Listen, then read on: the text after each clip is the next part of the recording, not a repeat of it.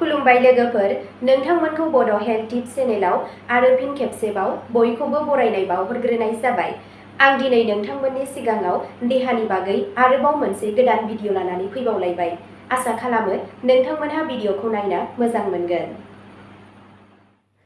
आं दिनै नोंथांमोननि सिगाङाव मोखाङाव सालमाय आरो सिथरफोरा मा मा जाहोनाव जानो हागौ बेनि बागै भिडिअ लानानै फैदों। आसा खालामो नोंथांमोना भिडिअखौ नायना मोजां मोनगोन। फैदो दानिया भिडिअखौ जागायदिनि। मोखाङाव सालमाय आरो सिथर मानो नुजायो आरो बेफोर मा जाहोननि थाखाय जानो हागौ? गोबां समावनो जेब्ला सालमाय आरो सिथर नुजायो अब्ला मानसिफ्रा उसुखुथु जायो, जायनि जाहोनाव मोखाङाव दागोबो थायो। मोखाङा जायखिजाया सुबुंनि थाखाय गिबि गोहोम महरै खामानि मावो। मानसिफ्रा मोखांनि समायना महरखौ बांहोनो थाखाय गोबां नाजायो, नाथाय सालमायआ बे गासैबो नाजानायखौ गाज्रि खालामो।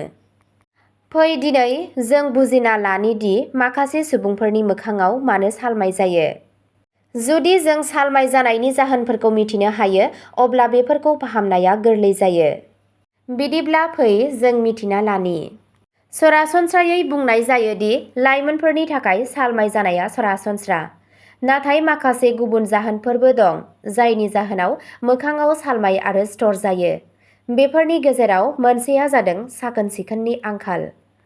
जेब्ला माखासे सानसिम मोखांखौ मोजाङै साफा खालामनाय जाया, अब्ला हाद्रि, मैलाफोरनि जाहोनाव सालमाय जायो। सावस्रि रोंग'साफोरा बुङो दि मोजां गुन गोनां फेस वाशजों सानसेयाव खेबनै एबा खेबथाम मोखांखौ साफा खालामनांगौ। दैजों बानायनाय फेस वाश बाहायनाया साबसिन। साबोन बाहायनायनि सोलायै फेस वाशजों मोखांखौ साफा खालामनाया मैला गोख्रैसिन बोखारनायाव मदद होगोन। खायसे सुबुंफोरा हाबा-हुखाफोर आरो पार्टिफोराव बाहागो लाखांनायनि उनाव थोंजों उन्दुना थाङो, जायनि जाहोनाव बिसोरनि मोखाङाव सालमाय जायो। मानोना मेकआपनि थाखाय मोखांनि थाव ग्रन्थिफोरा बन्द जायो आरो जेब्ला बेयाव थाव जमा जायो अब्ला सालमाय जायो।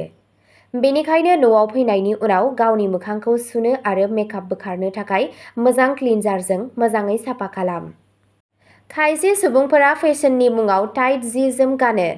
बेयो सोलेराव मोजाङै गोलोमदै ओंखारनो जायगा मोना, जायनि जाहोनाव मोखाङाव सालमाय नुजानो हमो। जौमोन समाव जेब्ला हौवासा आरो हिनजावसाफोरनाव हर्मोनल सोलायनाय जायो, अब्ला सोलेराव थानाय थाव ग्रन्थिफोरा सांग्रां जायो। बे समाव मोखाङाव सालमाय जानाया सरासनस्रा। हिनजावसाफोरा पिरियडनि समाव आरो PCOD नि थासारियावबो सालमाय जायो। मोन्नैबो थासारियाव हर्मोनल सोलायनायनि जाहोनाव मोखाङाव सालमाय आरो सिथरजों बुंफबजायो। बे समाव साखोन-सिखोननि सायाव जर'खा नोजोर होनांगौ आरो जुदि बांद्राय जायोब्ला सावस्रि रोंग'सानिफ्राय सुबुरुन लानांगौ। अब्ला दिनैनि भिडिअ'आ बेखिनियावनो जोबबाय। एसेनोसै, गोजोन्थों।